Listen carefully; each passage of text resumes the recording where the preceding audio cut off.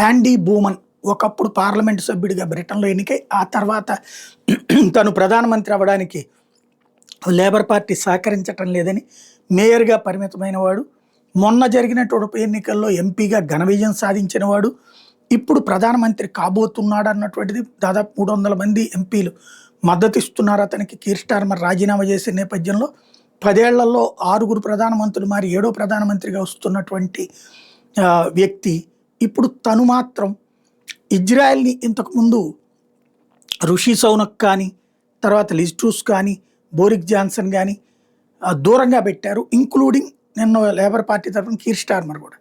ఇప్పుడు ఇజ్రాయెల్తో సంబంధాలు మెరుగుపరుస్తాను, ఇజ్రాయెల్తో ఫస్ట్ నేను ఎన్నిక కాగానే మొట్టమొదట వెళ్ళేది ఇజ్రాయెల్కే, కలవబోయేది ఇజ్రాయెల్ ప్రధానమంత్రి అని ప్రకటించడం ద్వారా ఒక కొత్త రాజకీయ సంకేతం ఇచ్చాడు ఆయన.